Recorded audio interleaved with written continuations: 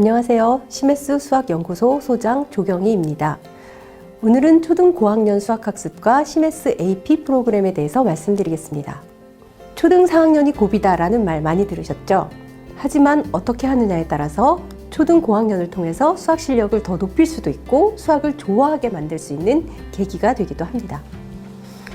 중고등학교까지 수학을 잘하게 하는 초등 고학년 수학학습 어떻게 해야 하는지 이제 말씀드리도록 하겠습니다.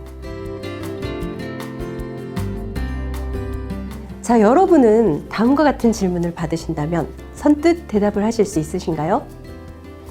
사다리꼴에 대해서 설명해 보시오 라는 질문을 받는다면 사다리꼴의 넓이는 어떻게 구하는지 기억하시나요? 네, 그림과 같이 아랫변, 윗변, 높이가 주어지니까 이제 좀 생각이 나시죠? 사다리꼴의 넓이 공식은 그럼 기억나시나요? 네, 아랫변과 윗변을 더해서 높이를 곱하고 그것을 2분의 1 해서 구하죠. 그렇다면 사다리꼴에 대해서 설명하시오 라는 질문을 받으면 어떻게 대답하시겠어요? 사다리꼴의 정의와 성질을 말로 하실 수 있나요? 기억하시는지 모르겠지만 사다리꼴의 정의는 마주보는 한 쌍의 변이 평행인 사각형입니다. 굳이 사다리꼴의 정의를 꼭 그렇게 알아야 되나 이런 생각하시죠?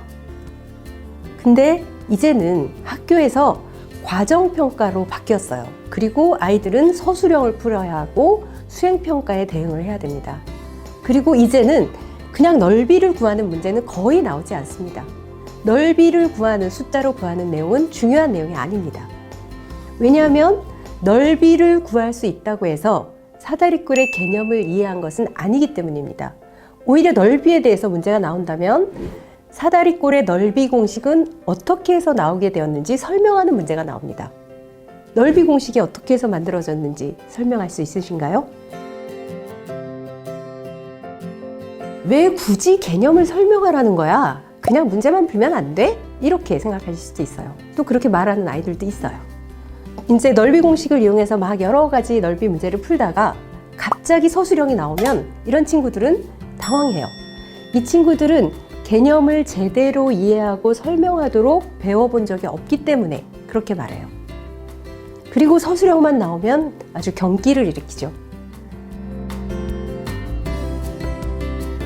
자, 이제는 수학을 배우는 방법이 달라져야 합니다.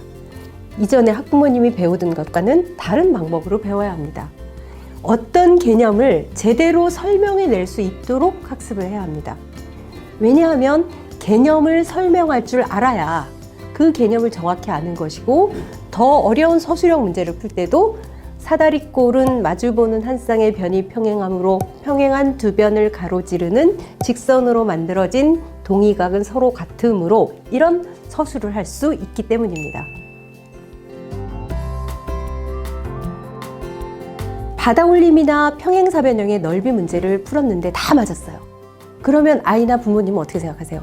아, 바다올림의 원리나 평행사변형은 다 안다 이렇게 생각하고 넘어가죠. 그런데 바다올림의 원리를 몰라도 바다올림을 할 수는 있고 평행사변형의 개념을 몰라도 평행사변의 넓이는 구할 수 있어요. 즉, 주어지는 문제를 풀어서 맞으면 그 개념을 다 안다고 생각하지만 사실은 개념을 정확히 모르고도 문제를 풀어낼 수도 있어요. 엄마도 아이도 단순히 기계적으로 풀 수 있는 문제를 맞으면 그 문제에 해당하는 개념을 다 알았다고 착각을 하고 넘어갑니다. 일반적으로 문제집에는 수직은 무엇인가, 선분은 무엇인가, 바다올림은 왜 필요한가 라는 문제는 거의 나오지 않습니다.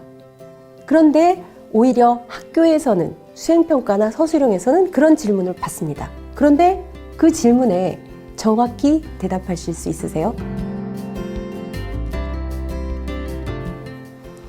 자, 여러분은 초등학교 때 수학을 어떻게 배웠나요?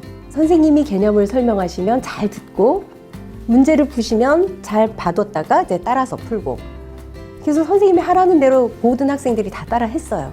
그랬는데 결과는 어떻든가요?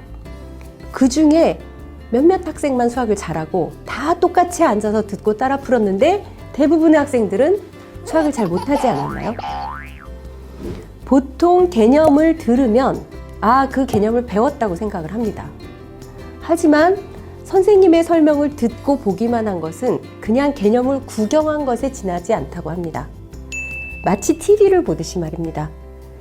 강의를 들을 때의 뇌의 상태는 TV를 볼 때의 뇌의 상태와 똑같다고 합니다. 즉, 뇌가 전혀 활성화되지 않은 상태라고 합니다. 그냥 개념을 구경만 한 것이죠. 그리고 나서 바로 이제 문제로 들어가면 문제를 풀면서도 개념이 정확한지 확인해 보지도 않습니다. 그러기보다는 문제를 풀고 맞으면 넘어가고 그 다음에 틀리면 풀이 과정을 다시 보고 풀이 과정을 익히고 그게 끝입니다. 즉 이것은 무개념 학습이라고 할 수 있습니다. 무개념 학습은 근데 아이의 잘못이 아닙니다. 그렇게 가르쳐온 방식의 잘못입니다. 아이가 제대로 공부하지 않은 것이 아니라 개념을 제대로 가르치지 못한 그 이유입니다.